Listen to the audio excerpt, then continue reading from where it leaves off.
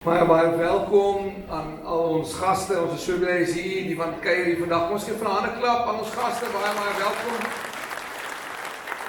En al ons vennote wat hier saam met ons is, dan het hierdie tyd uitgekoop het. Ek glo en vertrou regtig dat vandag 'n merker sal wees in jou gees. Daar's baie sulke kere in die wandel van 'n gelowige waar daar sulke momentum skywers is wat in mense gees gebeur. En ek glo dat daar van julle is hier vandag.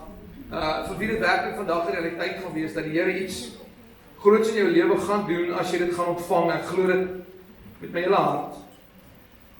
So ons het laasweek begin met 'n reeks wees gemerk deur sy heerlikheid. Ek het laasweek met jou gepraat om die heerlikheid van die Here te aanskou en te ontvang. Hy het by ons kom tabernakel, hy het by ons kom woon. Die grootheid van God se genade in 1 Petrus 3. Wat sê, hoekom het hy dit gedoen, die regverdige vir die onregverdige? Dis 'n sleutelskrif om ons na God toe te bring, dat hy by ons kan wees en ons by hom. En as jy die realiteit van dit verstaan, die vriende wat dit dalk nog gemis het, die realiteit van dit is so mooi, en ek en jy het niks om te bied nie, ons kan niks vir God gee wat hy nodig het nie, maar hy kom en hy kom sê, ek wil jou by my hê. Dis die grootheid van sy genade. So in God se karakter is daar twee gedeeltes wat uitstaan. Een gedeelte van sy karakter is God se genade en sy goedheid. En dis vir ons verskriklik mooi, want God se genade en sy goedheid trek ons. Amen. Dis soos reën wat val oor gras, en ek gebruik baie die voorbeeld. Die gras kan dit net ontvang, ek kan dit nie maak nie, ek kan dit nie verdien nie, ek kan dit net ontvang. Maar die ander kant van God se persoon, van sy karakter is, dat hy is groot, en hy dra gesag. Dis dieselfde God. Die troon, die Bybel vergelyk God se troon met twee posisies. Dit word genoem die troon van geregtigheid en die troon van genade. Selfde troon, hy sit nie op twee verskillende trone nie. Die troon waarop hy sit, die troon van geregtigheid. Hy is die regter van die univers, maar hy is ook die troon van genade. Hy is die een wat ook weet dat ons as skepsels, kan ons eerlik wees, het almal 'n dispatch streek in hulle. En daarvoor het ons groot genade nodig. As jy nou nie weet wat, as jy nou 'n inkomer is, brakpanstreek. As jy nog steeds weet die Barrow streek. As jy nog steeds weet nie nou, maar hoe gaan ek my valley noem? 'n Witbankdam streek. Hy weet dit. Dis hoekom hy ons moet genade bewys. En ons het niks wat ons kan bring nie. Maar hy is nie net die troon van genade, hy is ook op die troon van geregtigheid. En daar is 'n ding in sy persoon wat vir ons baie waardevol raak. En ek wil almal by nek steek en ek wil vir elkeen van julle so al van die oog kyk vandag, en ek dink die genade en die goedheid van die Here, as jy dit reg daarin wandel, is dit vir elkeen van ons hier vandag bitter waardevol. Want jy sien, die ware gelowige weet elke goeie gawe kom van God. Die ware gelowige wat God ken, is dat elke ding wat goed is in my lewe kom van God af.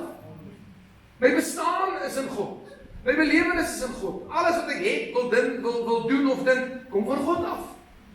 So ek waarde dit. Maar die Bybel klassifiseer iets anders as 'n skat. Ek gaan gou vir die manne en die vroue hier vra, wie van julle noem julle mans of vrouens by skat? Of van julle? Kyk, so 7 of 8. Kyk, ek kan nie met jou aannoem dan nie, maar sterkte vir jou.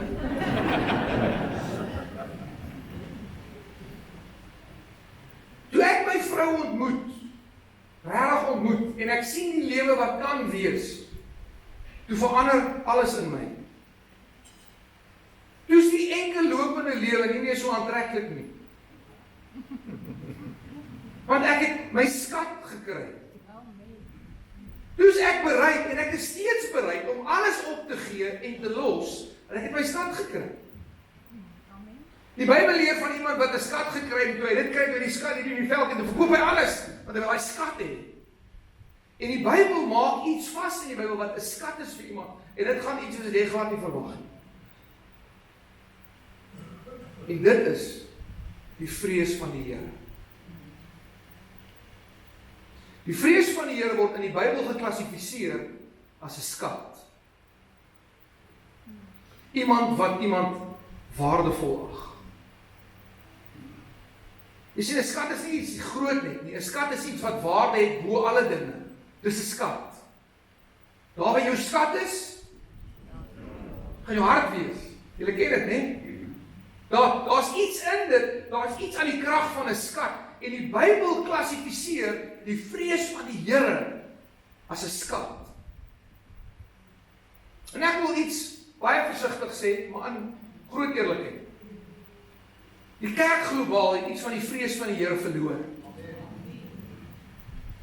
Gaan ek weer sê, die kerk van die Here het iets van die vrees van die Here verloor. Ons het so vry geword in die vrymakende krag van sy genade. Ons het vergeet, hy is ook God en koning. Dis vir ons lekker om hom te aanbid as redder, maar hy is ook Heer. En ek vandag gaan ek 'n paar stukke vir ons uitpak oor hierdie. En ek wil begin in Jesaja 33. Sy Nuwe Testament, ja, ons gaan 'n Nuwe Testament eindig, moenie worry. Jesaja 33 praat oor 'n stuk verlossing wat op pad is 'n profetiese beeld. En Jesaja skryf hierdie neer in Jesaja 33 vers 5 en 6. En ek wil jy met mooi bidend luister wat hier staan. Die Here is verhewe, want hy woon in die hoogte. Hy woon daar, nie ons nie. Hy het Sion vervul met reg en geregtigheid. Dis sy mense, sy stad, sy plek. Soos 'n profetiese beeld. Vervul met reg en geregtigheid. En daar sal bestendigheid van jou tye wees. Sal met jou goed gaan sê. 'n Rykdom van volle verlossing. Nie tydelike verlossing nie gedeeltelike verlossing nie. 'n Rykdom van volle verlossing. Van wysheid en kennis. Hoor wat sê hy? Die vrees van die Here sal sy skat wees. Hy praat oor van sy mense. Hy sê die vrees van die Here sal sy skat wees. Is ons nog oorweldig met agting deur die grootheid en die gesag van God? Jy sien die genade en die goedheid van God is vir ons lekker. Soveel so dat die genade en die goedheid van God trek ons na hom toe. Want wat ek laasweek vir gelees het, kan jy onthou? Romeine 3 vers 23 sê die volgende: want almal het gesondig en ontbreek aan die heiligheid van God, maar hy het deur sy groot genade sonder verdienste. Ons kan dit nie verdien nie. Hy doen dit want hy is genadig. Trek hy ons na hom toe. Dis so lekker vir die gelowige daai, die van julle wat kan terugdink aan die dag toe die Here julle uit duisternis uitgeruk het, uit modder, uit die dood uit. Ek onthou dit. Ek wil nooit terug gaan soek. Ek kan nie so toe teruggaan. Ek wil nie, want ek weet wat hy met my gedoen het. Ek het met leë hande myself gewerk voor sy troon. Here, ek het niks wat ek kan bring nie. Is niks goed in my nie. En hy het sy genade oor my uitgestort. Te trek ons na hom. Laat ek vir jou sê, ons vrees vir hom, hou ons by hom. Jy sien, as genade ons trek, is vrees van die Here ons anker, wat ons by hom hou. Dis die anker wat ons gemerk hou, deur sy heerlikheid. Gaan dit weer sê, dis ons vrees en ons ontzag vir hom, wat ons gemerk hou, deur sy heerlikheid. Dis ons anker. Want as ons nie dit gaan doen, gaan ons gemerk bly deur ons val, ons pyn en ons sonde. Maar ons iets wat ons trek, as ons dan skou, en ek is eerste wat dit sal sê, as jy die heerlikheid en die goedheid en die guns en die genade van God beleef, dit verander alles. As jy kan terugdink aan die tye in jou lewe waar dit gebeur het, dit verander alles, onherroepelik. Dit kan nie weer dieselfde bly nie. Maar die uitnodiging is, jy moet ook daar bly. En die vrees van die Here is die anker wat dit vir ons doen. Hy hou ons daar. Kom ons gaan kyk wat skryf die Psalm van Spreuke, Salomo. Spreuke 1 vers 7, sommer in die begin van Spreuke sê hy die volgende: die vrees van die Here is die beginsel van die kennis. Die vrees van die Here is die beginsel van die kennis. Sonde verag wysheid en tug. Kyk, as jy geskok oor die sterk woorde wat in die Bybel staan, né? Woord sok staan in die Bybel. Net glo. Maar die vrees van die Here is die beginsel van die kennis. Sonde verag wysheid en tug. Kyk wat sê Spreuke 9 vers 10.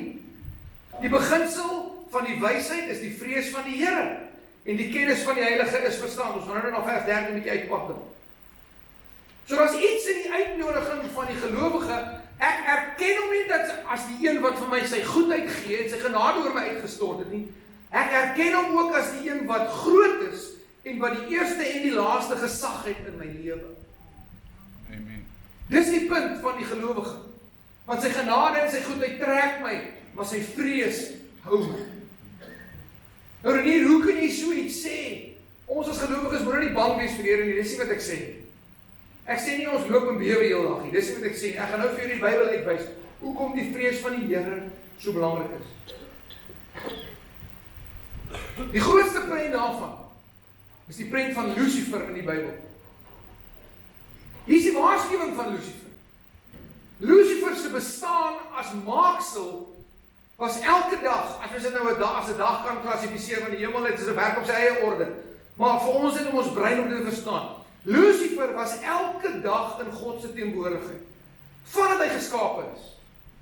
En hy het dit gemis. Hy het dit verloor. Hy het dit verloor, hy het dit geval, permanent verwyder van God. En ons iets in dit, wat die skrif ons wil waarsku, ons gaan uitpak in wat staan in die Bybel. So Jesaja 14 en die Segel 28, ek gaan 'n bietjie dit vir ons lees, wat die van julle wat nog wil gaan oplees daarmee, jy kan dit gaan uitpak. Verder. Jesaja 14 vanaf vers 12 sê die volgende: Hoe het jy in die hemel geval, o môrester, seun van die dageraad, beteken seun van die sonnekoms? Hoe lê jy teen die aarde neergeslaan, oorweldiger van nasies? Lucifer het status gehad in die hemel. Hy het posisie gehad in die hemel. Hy het mag gehad in die hemel. Hy het nasies oorweldig. En jy het in jou hart gesê, ek wil opklim in die hemel, my troon verhef bo die sterre van God, en sit op die berg van samekoms, in die uithoeke van die noorde. Wat sê Lucifer? Dit wat die Here my voorgemaak het, ek gaan hoër gaan as dit, ek gaan meer goed doen as dit, en ek gaan op die berg sit waar hy sit. Ek gaan my verhewe bo daai sterre, ek gaan daar vir my 'n troon bou, sê Lucifer oor homself. Ek wil klim oor die hoogstes van die wolke, my gelyk stel met die Allerhoogste. Ja, in die doderyk sal jy neergewerk word, in die diepste plekke van die kuil. Dis hier 'n prentjie wat Jesaja vir ons skryf, van die prentjie van Lucifer. Wat hy in homself begin sê, hy leef in die teenwoordigheid van God, en dis die konklusie waarby hy kom. Ek gaan opklim en ek gaan vir my eie troon bou, gaan my eie plek vir my maak. Hierdie waarskuwing, ek gaan my gelyk stel aan die Allerhoogste. Onthou daai, want ons kom nou weer na. Jesaja 28 geef ons bietjie meer in diepte daar. Ek gaan vir ons lees, dis 'n lang gedeelte. Mensekind, hef 'n klaaglied aan oor die koning van Tyrus, is 'n beeld, en sê vir hom, so spreek die Here, Here. En jy kan jou Bybel maar gaan kyk, as daar 'n dubbel Here staan, ek sê dit met groot agting, dan is die gala aan. Jy moet nie nou onduidelik wees met wat nou gaan gebeur nie. As jy sê, so spreek die Here, Here, as 'n dubbel, moet jy weet, hier is moeilikheid op pad. En hoor wat moet daar gesê word.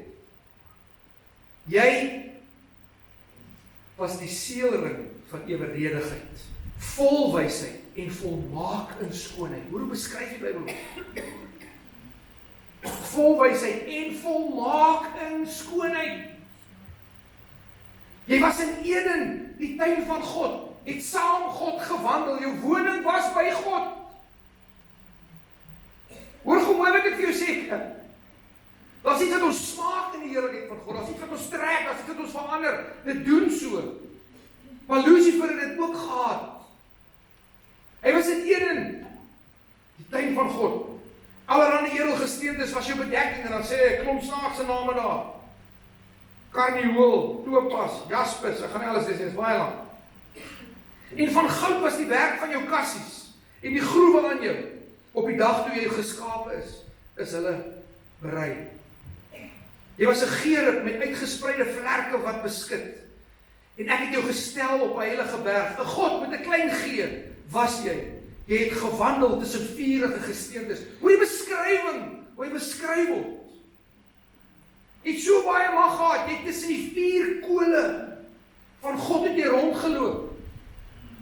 Ek het jou 'n hoë status en 'n hoë posisie gegee in die hemel.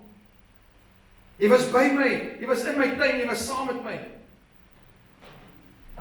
Jy was hierdie gerub, jy was op die heilige berg saam met my, jy het gewandel tussen die vurige gesteentes. Wat 'n prentjie, wat 'n gesig. Hoor dit sê in vers 5, jy was volkome in jou weë, van die dag af dat jy geskape is, totdat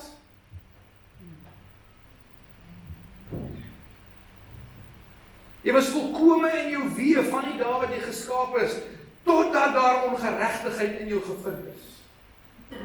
Daar was iets in Lucifer gekry. Hoor gou hierso, weens die grootheid van jou koophandel, het hulle jou binneste met geweld vervul. Die sukses wat jy beleef het, is eintlik wat daar staan nie. Die goed wat jy reg gekry het jou wild gemaak, en jy het gesondig. Daarom het ek jou as onheilige van die Godeberg afgedrywe, en ek het jou tussen die 4 gesteentes uitvernietig, o gerub wat beskit. Hy was een wat moes beskerm, nou word hy uitgewerp. Die 4 gesteentes, wat ander mense nie die voorreg, of ander engele, lyk dit my nie die voorreg het om te kom nie. Sê, dis waar jy was. Vers 17, hoor, hier is die sleutel. Hoogmoedig het jou hart geword oor jou skoonheid. Kerk, ek wil dit nie stop. Ek het dit in 22 jaar baie gesien. Die ware teken is, hoe langer ek die Here dien, hoe meer nederig moet ek word. Johannes 3 vers 30, ons het dit vanoggend gebid, en ek het julle 3 jaar terug toe jy gekom het, en ek probeer dit altyd julle herinner. Ek sê die volgende, ek moet minder word, en hy moet meer word. Ek moet nie meer word nie. Ek moet minder word. Hy moet volle gestalte in my kry. Hy moet ten volle regeer oor alles van in nie. Jy het hoogmoedig in jou hart geword oor jou eie skoonheid. En as ek so baie subtiel luister na sommige gelowiges, veral as hulle ouer word en lang die Here gedien het, dan is daar iets van 'n, en ek sê dit versigtig kerk, maar dit sê om te byt, maar daar iets van 'n geestelike hoogmoed wat soms uitkom. Die Here het my gered. Die Here het my raak gesien. Die Here het my gekies. Die Here het my gebruik. Dis presies wat hy van Lucifer sê. Die goed wat jy reg gekry het in jou handel en al die dinge, jy het iets in jou opgekom dat jy dink dis jy. Dis nie jy nie. So ek Psalm skrywer kan verstaan, laas jaar by die dankdiens kan jy onthou wat sê, aan dank aan die Here wat my hande leer om oorlog te maak en my hande leer om die boog te skiet. Hy weet dis God wat dit vir hom gee. Kan nie arrogant raak nie. Ek het hoogmoedig geraak.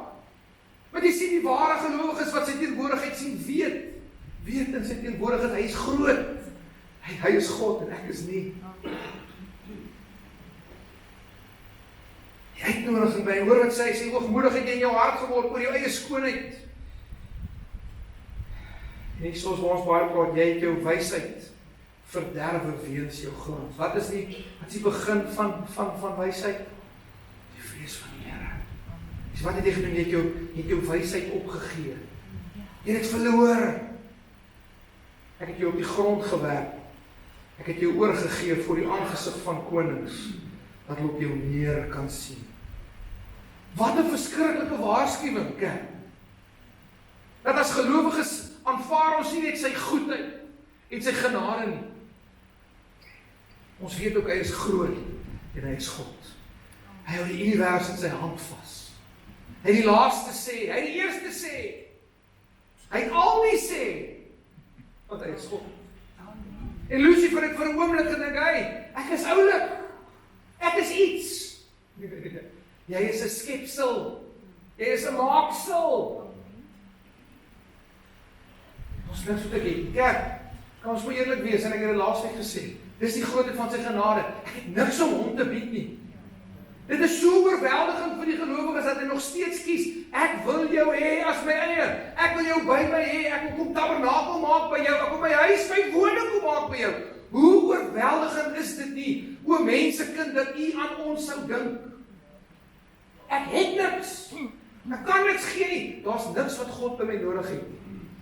Maar tog sê hy, ek wil my huis by jou kom haal. Tog sê 1 Petrus 3, laat ek laasweek gesê, dis hoekom die regverdige, dit is so mooi, vir die onregverdige kom sterf het. Dit is onregverdig, dit antwoord die groot vraag van hoekom sou hy dit doen?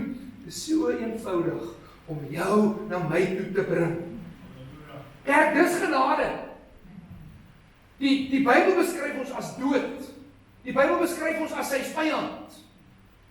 Dis genade, op genade. Onthou dis Romeine 3 vers 23 en 24. Die rykdom van sy genade, sonder verdienste. En hoe meer ek daaroor dink, kerk, hoe meer raak ek oorweldig deur die goedheid en die genade van God. Dat hy sy heerlikheid oor my uitgestort het, sy woning by my kom maak het. Ek wil dit nie mis nie. Ek wil nooit op 'n plek kom wat ek dink ek is iets nie, want hy is alles. En Lucifer, ons sien hierdie waarskuwing, Lucifer het geloop tussen hierdie brandende vuurkole, stene in die hemel, by die allerheiligste, by God was hy. Die waarskuwing is, dit het hom nie gehou nie. Hoekom? Want jy het wysheid opgegee. Kijk, hoor jy wat ek vandag probeer sê? Ek wil nie bang maak nie, maar jy het wysheid opgegee. Want die vrees van die Here is die begin van wysheid. Wanneer jy begin verstaan, hy is God. En ek is nie. Nou is ons eers vir rukkie klaar met die Ou Testament, ons gaan nou in die Nuwe Testament. Jy sê nou maar hier, jy sê in die Ou Testament, ons is in die Nuwe Verbond. Ja, ons is 100% in die Nuwe Verbond. Niet geskryf, niet gemaak deur die bloed van Jesus Christus.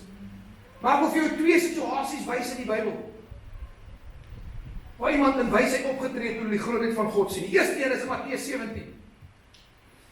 Matteus 17 is verskriklik mooi, want hy kom na Matteus 16. Dit is pragtig. Maar Matteus 16 gebeur iets baie oulik.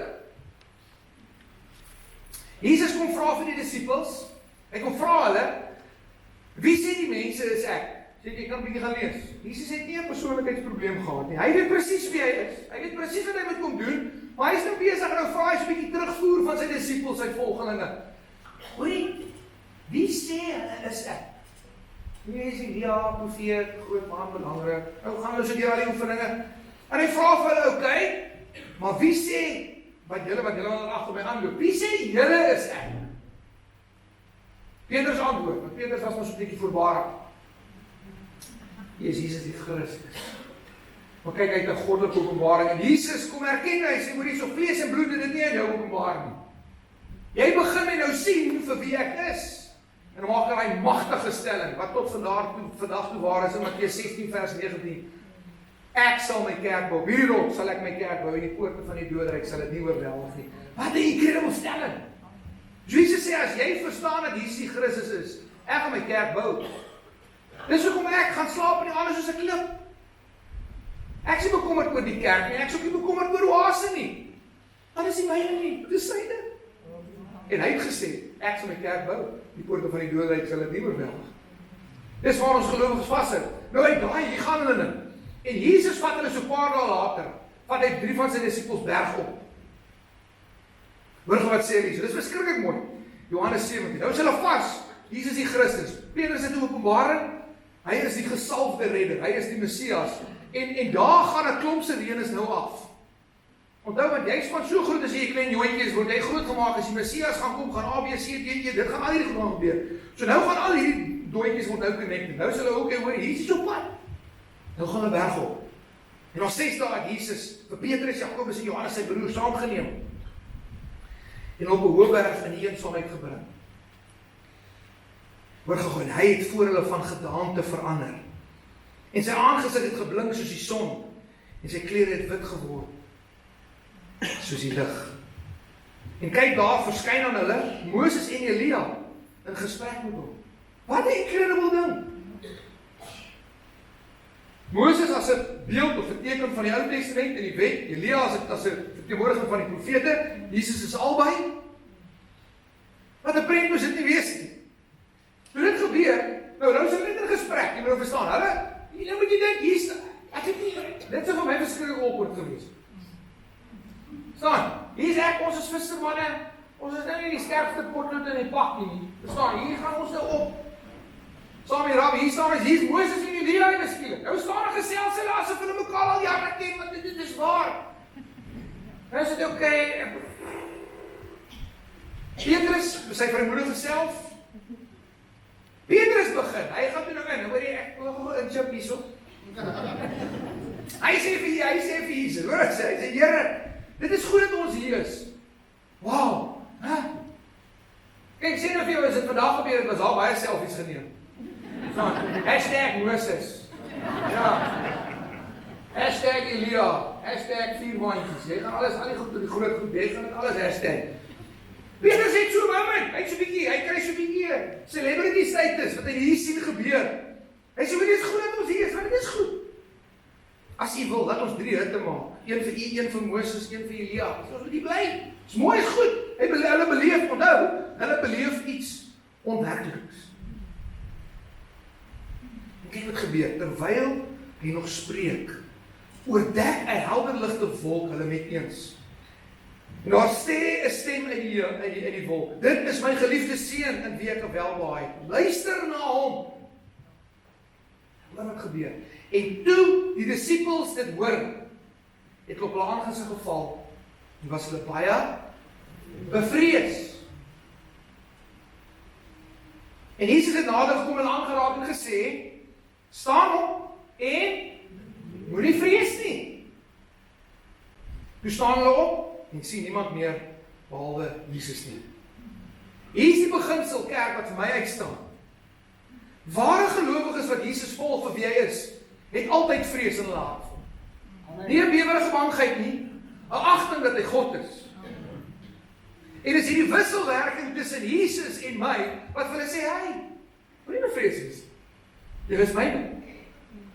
Jy sien die ander kant van die munt is, mense wat hulle voordoen as 'n gelowige, hy gelaas, mense wat sensus Christene is, daai wat hulle so afmerk, hulle het nie daai. En hulle gaan eendag bang voor God staan. Bang. En as iets in die uitnodiging vir die gelowige, kan ek hom nog sien vir wie hy is. Ja, hy is vol. Hy is die volheid van goedheid en van genade, maar hy is ook die volheid van gesag. En hy is groot. En hierdie disippels beleef het, en hulle natuurlike reaksie is, hulle is gevul met ontzag en vrees. En Jesus raak hulle aan en sê, hey, nie bevrees wees. Dis ek. Julle ken vir my, en ek ken vir julle.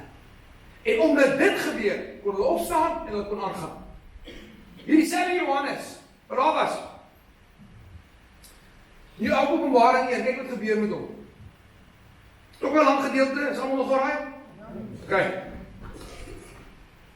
En ek was in die gees op die dag van die Here, vers 10. En agter my het ek 'n groot stem gehoor, soos van 'n bassein, wat sê, ek is die Alfa en die Omega, die eerste en die laaste. Jy skryf wat jy sien in die boek, in 'n boek, en stuur na die 7 gemeentes wat in Asië is, dan noem maar die gemeentes. Vers 12, toe draai ek my om te sien, wat 'n stem met my gespreek het. En toe ek my omdraai, sien ek 7 goue kandelaars. En tussen die 7 kandelaars, een soos die seun van die mens, met 'n kleed, wat tot op die voete hang, en gegord is om die bors, met 'n goue gordel. Sy hoof en sy hare was so wit soos wol, so sneeu, sy oë soos 'n vuurvlam. Sy voete was blink soos koper, wat gloei soos in 'n oond, en sy stem, die stem van baie waters. In sy regterhand het hy 7 sterre vasgehou. Nou ek weet nie hoe groot hierdie beeld is wat hy gesien het. In sy regterhand het hy 7 sterre vasgehou en 'n skerp tweesnydende swaard het uit sy mond uitgegaan en sy aangesig was soos die son wat skyn in sy krag, vers 17. En toe ek hom sien, val ek soos 'n dooie aan sy voete. En hy het sy regterhand op my gelê en my gesê, moenie vrees nie. Ek is die eerste en die laaste. En die lewende. Ek was dood en kyk, ek leef tot in alle ewigheid. Amen. En die sleutels van die dood, ek het die sleutels van die doderyk en die dood. Jy sien, ons sien in die prentjie van mense wat God dien. Wat mense God volg. Maar daar's iets van 'n agting en 'n goddelike vrees wat gebeur wanneer ons hom in sy heerlikheid sien vir wie hy is. Ons iets wat skei van die modering van die gelowige, wat hy homself aan ons kom openbaar. Kom ek vra jouself, ek wil net gou vir jouself eerlik wees, want ek weet wat is my antwoord. En dan sal ek vir jou sê, hoekom ek sidder, en ek praat nie uit 'n plek van bangheid. Hoekom ek vra jou gou vir 'n oomblik. As jy in jou hart sê, maar ek volg Jesus Christus, wees vir jouself net gou eerlik. Wat sal met jou gebeur, as jy vir 'n oomblik buite sy teenwoordigheid is? Wat sal van jou word, as jy vir 'n oomblik weg van sy teenwoordigheid is? Wat sal oor jou kom, as hy vir 'n oomblik sy hand van jou afhaal? Wat sal van jou word? Dan verstaan jy hoekom ek vandag as pastor sê, daar's 'n vrees in my, nie 'n bangheid. Sê ek, Here, want ek weet waar ek was, en ek weet waar ek gaan opeindig, as U vir 'n oomblik nie meer by my is. Amen. As ek vir 'n oomblik wysheid ontsê en daarvan afdraai en 'n rebel word, en sê maar hoorie, ek is eintlik oulik, ek is eintlik goed, kyk wat het ek reg gekry. Dan kan jy die slotwoorde in hier skryf, dan skryf U kapot. Moenie eens iets mooi op my grafsteen skryf, sê, hier lê en hier, hy was onwys. Lucifer loop tussen die vuurkole, hy sien die grootheid van God, hy sien dit alles, hy sien wysheid verag. Die Bybel beskryf wysheid as die vrees van die Here. Hy is nie net redder nie, hy is ook Heer.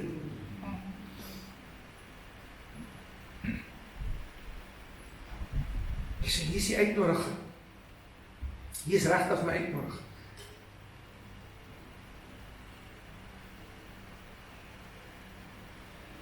Hoe kom jy na 'n koning toe wat jy lief het? En hoe kom jy na 'n vriend toe wat jy lief het? Kerk, ons moet onthou, Jesus is ons vriend. Maar hy is ook die koning. Ek het weer sê, Jesus is ons vriend, maar hy is ook die koning. Dan beskerm dit my lippe van ligsinnigheid. Maak my hart toe verlasting. Want hy is my vriend, maar hy is ook die koning. Hy is my redder, maar hy is ook die Heer. Hy is ook die eerste en die laaste. Dis wie hy is. Hy is ook die een wat lewe vir altyd. Dis ook wie hy is. Hy is ook die een wat 7 sterre in sy hand vas. Hy is ook die wat gesê het, daar lig wees en dit was net. Lig het nie geonderhandel en gesê ek is nie reg nie. Dis ook wie hy is. En ek wil jou nooi kyk, as jy na hom kyk en jy ontvang hom nie net as die een wat vir jou goed is en wat genade bewys het nie. Ontvang hom ook as die een wat groot is en wat gesag het. Want Lucifer het wysheid opgesê. Toe verloor hy sy posisie by God. Die mooi van die uitnodiging is, ja, as ons struikel en val, kan ons terugkom. Dis die mooi van sy genade. Want die prys was te groot en te duur om het goedkoop te maak. Hy nooi ons. Maar ek wil vir jou vra, hoe kom jy na 'n koning toe, wat ook jou vriend is? Jy kom met ontzag, kom met vrees, want ek weet, vir 'n uur, buite God se teenwoordigheid, is dit my einde.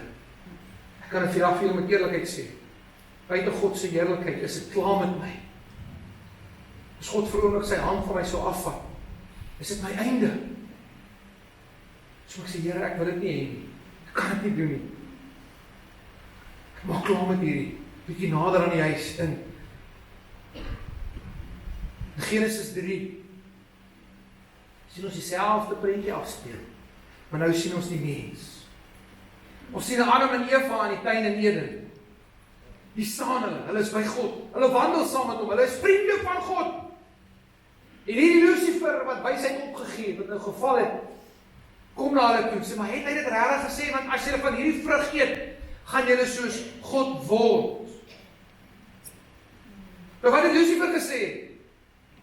Ek gaan word. Jy kan nie, jy is die maaksel. Die uitnodiging is nie soos God te word nie, die uitnodiging is om by God te wees. Terug na 1 Petrus 3, hoekom het hy gekom, die regverdige vir die onregverdige, om ons na hom toe te bring. Die uitnodiging is nie soos hy te word nie, hy alleen is God. Daar moes Adam en Eva gesê het, jy het niks wat jy ons kan bied nie. Ons is dan permanent by hom, wat het ons meer nodig? Maar hulle het gevat en het geëet.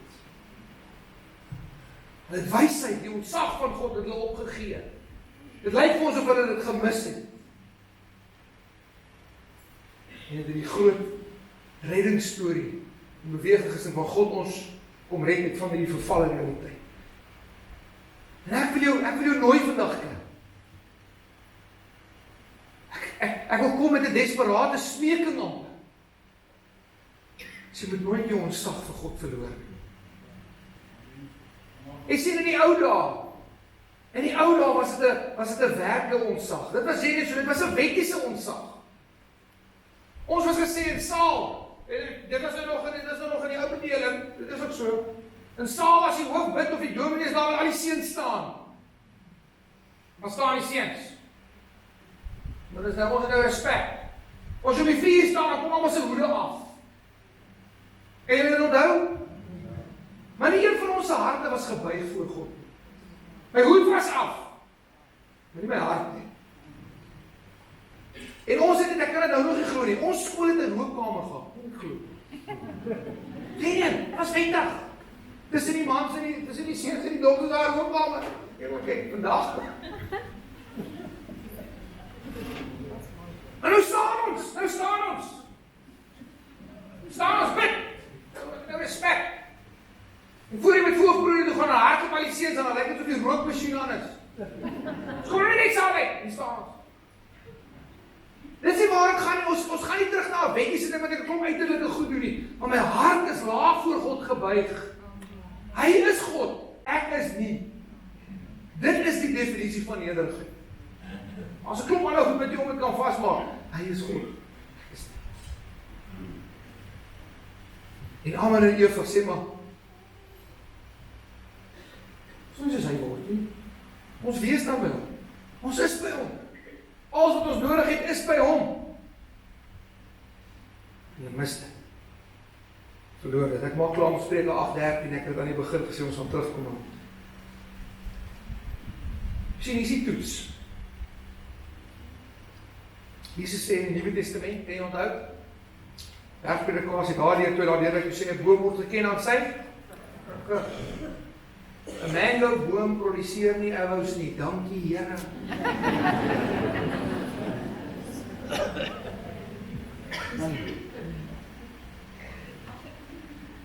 As die genade van God oor die mens uitgestort word, sonder verdienste, omdat hy goed is, en jy ontvang dit, die gebede sigbaar, as wat mense kan hoor, ons verander. Dis wat dit beteken om heilig gemaak te word, ons verander, jy word anders. Jy kan dit nie help nie. Want die ewigheid het aan die tydelike kom raak. Jy verander.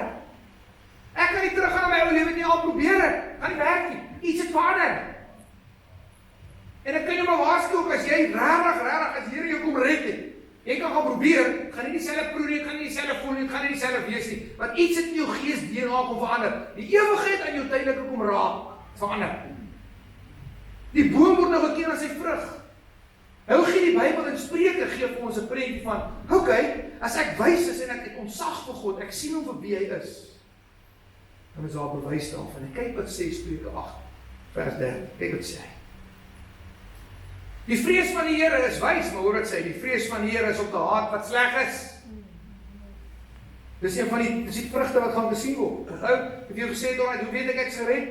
Okay, die vrug van geregtigheid is sigbaar op my lewe, nommer 1, nommer 2, ek is lief waar God lief is en ek haat wat God haat, dit is so. Ek wil lewe met God eer. Hier skryf die skrywer van Spreuke, die vrees van die Here is om te haat wat sleg is.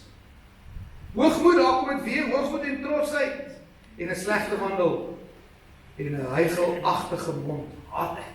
Amen. Weet jy wat sy huichelaar? Of julle weet? Is iemand wat iets sê en iets anders doen. Ja, ons ken dit in die moderne term wat Jesus in die Nuwe Testament 'n fariseer. Jy bid kliphard op die straat, jy is so vroom en so mooi, maar daar binne daar kom dinge waar gebeur. Hy sê, ek haat dit. Hy sê, maar dis wat die vrees van die Here is. Om te haat wat sleg is, hoogmoed en trotsheid en 'n slegte wandel en 'n huichelagtige mond haat ek. Hy moet sê vers 17. Ek het lief die wie my lief het. Die wat my soek sal my vind. Dis die belofte. Ek het lief die my lief het. As jy my lief het, jy gaan my soek, jy gaan my vind. Jy gaan my roep, jy gaan jy hoor. Jy gaan jou hand opsteek en ek gaan vat. Jy gaan rondkyk, waar is ek, en ek gaan langs jou kom staan. Want jy het my lief, en ek het jou lief. Dis jy uitnodig. Hierdie morgen klaar, Filippense 2. Vers 12 en 13. Paulus praat en hy skryf iets baie mooi. Hy sê, daarom my geliefdes, soos julle altyd gehoorsaam gewees het, nie net in my teenwoordigheid alleen nie, maar baie meer nou in my afwesigheid. Werk julle eie huil, dis 'n ander woord vir redding, gered te wees, werk julle eie huil uit, met vrees en bewering.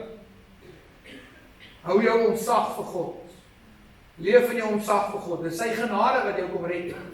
Dis sy goedheid wat jou behou. Dis sy genade wat maak dat jy in die oggend wakker word. Reg. Geseënd is die wat weet hoe afhanklik is hulle van God. Dis ons. Want dit is God wat in julle werk om te wil, sowel as om te werk na sy welbehae. Alles wat in jou lewe gebeur wat God eer is van hom af. Elke goeie gawe wat jy het is van God af. Elke mooi ding wat jou lewe is van God af. Elke toets wat jy deurgegaan het wat God jou gehelp het is van God af. Dis sy goedheid, sy genade. Maar die uitnodiging vandag is kerk. Ek sien hom ook, want hy is groot en hy is gesag. Dis ook wie hy is. Want ek weet, reg van sy teenwoordigheid af, is my einde. Vir die van julle wat extra wil gaan lees daaroor, Psalm 139. Of weer as van julle wat lekker wil lees oor die goed, Psalm 139, praat oor die teenwoordigheid van God. Gaan lees bietjie daaroor. As uitnodiging daar. Maar ek wil jou nooi vandag. Elkeen van ons sit hier vandag, omdat God sy goedheid en sy genade oor ons uitgestort het. Elkeen van ons. Maar mag jy ook oorweldig word. Hy is groot, hy is God, hy is gesag. Dieselfde God. Hy sit op die troon van geregtigheid en die troon van genade. En elkeen van ons hier gaan as wyses optree. Die begin van wysheid is die vrees van die Here. Ons gaan daar leef. Nie uit wetjies so goed nie. Die Here, onthou elke keer as ek oorweldig word, dan kom sê hy, nie bevrees wees. Dis 'n reaksie. Here, want U is God, ek is nie. Ek is so oorweldig deur die grootheid, die goedheid. U is God, ek kan dit nie help nie. Ek is oorweldig, ek het ontzag. Want U is my vriend. Maar U is ook my koning. U is my redder. U is ook my Heer. My lewe is nie net gered deur U nie. Dit behoort ook aan U. En vir dit het ek ontzag. En dis hoe my gebed so baie is. Dis 'n repetisiegebed, dis 'n dissiplinegebed by my Here. Maak hier minder. Word U meer. Laat ek in die agtergrond verdwyn. Dat U volle gestalte kry in elke deel van my lewe. My hande, my voete, my gees, my siel, my woorde, my gedagtes, my stem. En alles. Want U is God oor alles. Amen. Ek gaan jou vra, kom ons staan, ek wil vir jou bid.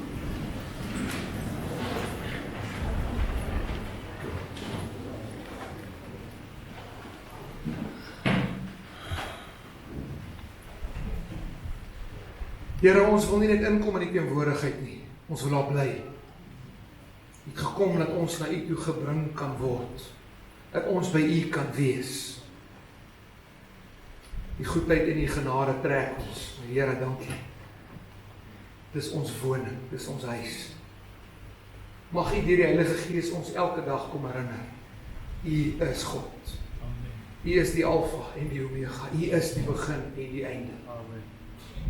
Alles is tot U, deur U en vir U.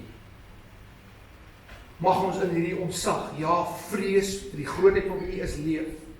Elke dag, want U is God. Ons het niks wat ons kan bring nie. Dis kom ons oorweldig is deur die genade dat U ons sou ontvang. Dat eers dood was in ons oortreding, 'n vyand was vir U. Rebelle en ons eie pad gevolg het U ons aangeneem as U eie. 'n Sitplek gegee aan die tafel, 'n woning kom gee in die huis en die naam van seun en dogter gegee. Dankie Here vir dit. Maar ons besef ook vandag, buite U teenwoordigheid, buite U heerlikheid is daar net dood. Dis nie die hel, dis die einde vir ons. Mag ons as wyses leef. Mag ons as wyses leef. In Jesus naam. En ek bid vandag, hy wat 'n oor het, laat hom hoor. Maak ons oë oop dat ons kan sien. Die woord ontvang op die tafels van ons harte. In Jesus naam. Dan moet sê. Amen. En dan bly net so vir 'n oomblik staan. Ek wil jou nooi as ek nou klaar die seën uitgespreek het. En as mense wat behoeftes het, ons sê Dinsdag aand, by ons bedieningsaand was hy seker so 80 of 100 mense. Ons is 'n kerk wat regtig bid en die Here vertrou vir wonderwerke. Ons het so mooi getuienis gehoor van die Here wat regtig wonderwerke doen en deure oopmaak. En as jy nou Dinsdag aand gemis het, die span is hier. Kom asseblief vorentoe, ons wil graag saam met jou bid na die seën uitgespreek het. Die diens is nog nie verby nie. Ons gaan nou na bedieningstyd toe. As jy wil koffie gaan kry, is welkom. Die nagmaalstasies is nog gereed.